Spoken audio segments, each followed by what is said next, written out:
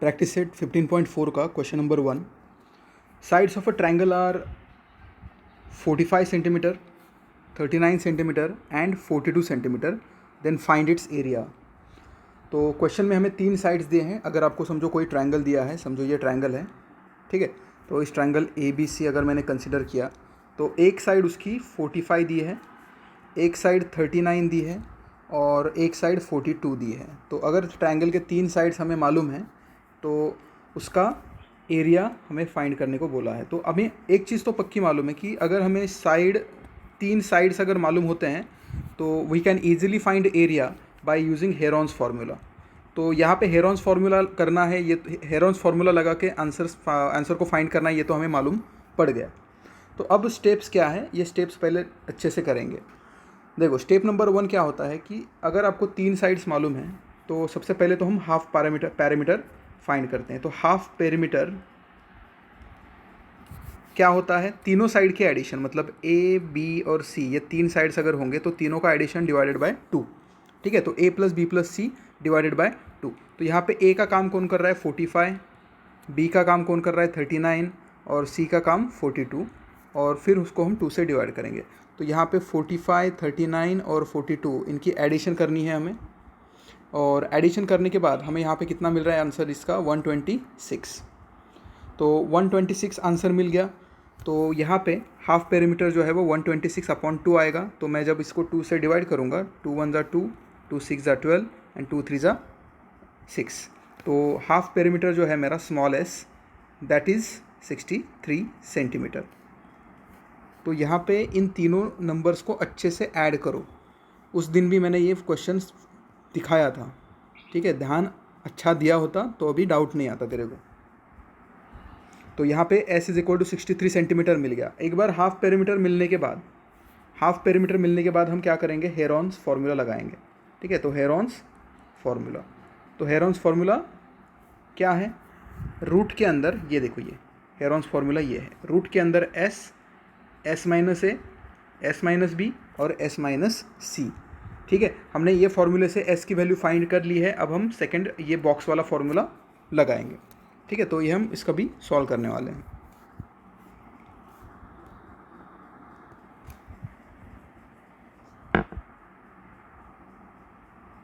Okay.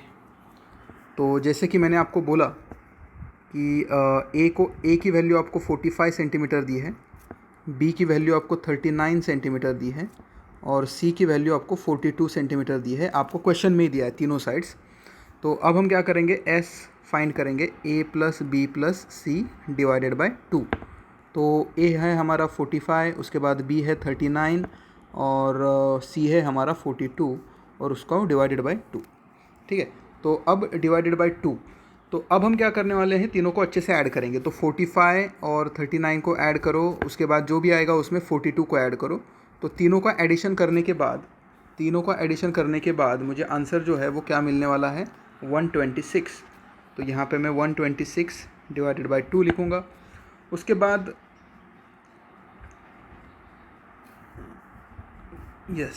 तो उसके बाद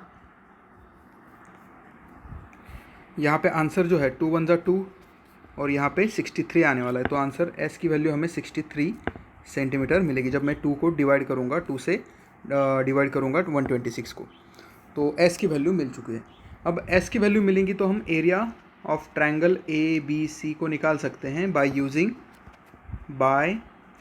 हेरॉन्स फार्मूला. हेरॉन का फार्मूला लगाएंगे. रूट के अंदर s - a, s - b और s - c करेंगे.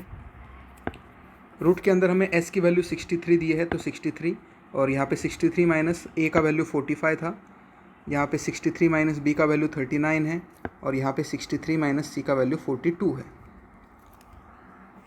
अब हम हर एक ब्रैकेट में जो सब्सट्रैक्शन है, ये सब्सट्रैक्शन पहले करेंगे. तो इनका सब्सट्रैक्शन क्या आएगा, इसका क्या आएगा और इसका क्या आएगा, इसको हमें अच्छे से लिखना है और 63 उनको मल्टीप्लाइड होगा. तो रूट के अंदर 63 इंटू, यहाँ पे 63 में से 45 अगर गए, 63 में से अगर 45 गए तो यहाँ पे क्या बचेगा, 63 - 45. तो यहाँ से 3 में से तो 5 नहीं जा सकते, तो हम 13 में से 5 को कैंसिल करेंगे तो हमें आंसर मिलेगा 8। और फिर यहाँ पे हम 1 पुट रीसब्स्टिट्यूट करें तो यहाँ पे हमें 18, तो 63 में से 45 गए तो 18 मिलेंगे। इनटू अगर आपने 63 में से 39 को कैंसिल किया तो आपका आंसर क्या होगा, तो यहाँ पे हम क्या करेंगे 63 माइनस 39। तो फिर भी यहाँ पे 3 में से 9 नहीं जाते तो हम 13 में से 9 को कैंसिल करेंगे तो यहाँ पे 4 बचेगा, यहाँ पे हम 1 देंगे तो 24 विल बी योर आंसर।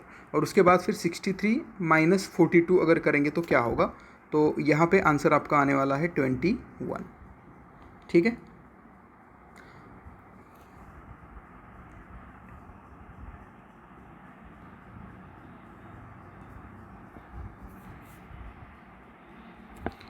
अब यहाँ पे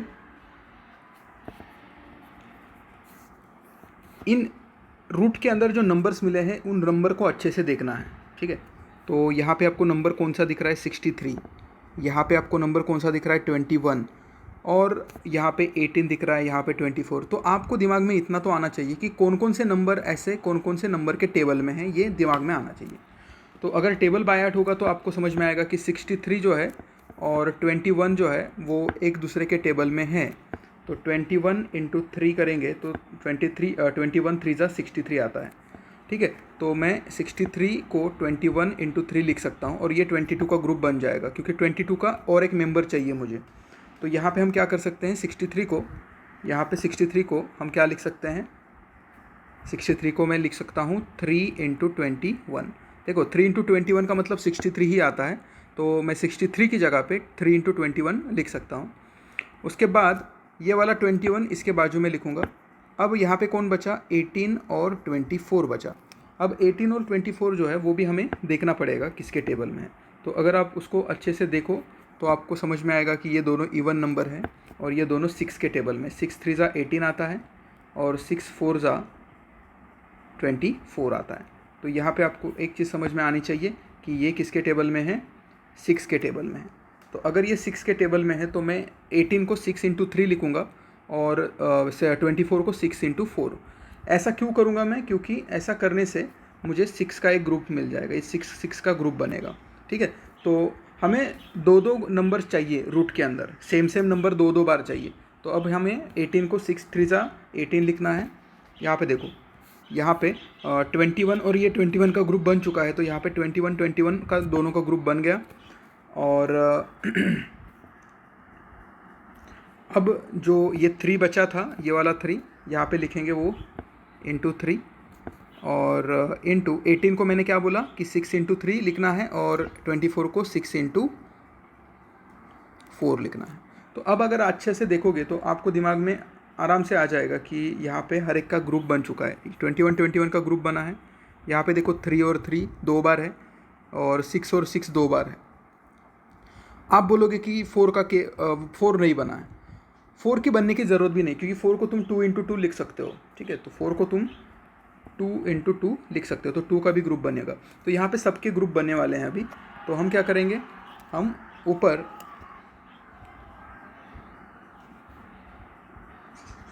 हर एक के ग्रुप को लिखेंगे। तो यहाँ पे is equal to square root के अंदर 21 इंटू 21 इंटू 3 इंटू 3 का भी ग्रुप बन चुका है, 6 इंटू 6 ग्रुप बन चुका है, और 4 मतलब क्या है 2 इंटू 2। तो हर एक का दो दो बार नंबर आ चुके हैं। तो रूट क्या करेगा, रूट गायब हो जाएगा और एक एक नंबर भी गायब होगा। तो 21 इंटू 21 में से एक 21 बचेगा। रूट गायब हो चुका है क्योंकि सबका पेयर बन चुका है। यहाँ पे एक 3 बचेगा, यहाँ पे एक 6 बचेगा और यहाँ पे एक 2 बचेगा। तो आंसर जो होगा वो क्या आएगा, 21 3 ज़ा 63 इंटू 6 2 ज़ा 12। ठीक है, तो यहाँ पे 63 इंटू 12 ये आंसर आना चाहिए। तो यहाँ पे अब क्या करेंगे, इनको मल्टीप्लाई करेंगे। तो 63 इंटू 12 अगर किया तो आंसर क्या मिलता है, 12 3 ज़ा 36, यहाँ पे आ गया 3, 12 6 ज़ा 72, 72 में ये 3 ऐड करेंगे तो 75। तो 756 cm स्क्वायर सेंटीमीटर ये आपका एरिया होगा। Therefore area of given triangle is 756 square centimetre, और इसको बॉक्स करना है।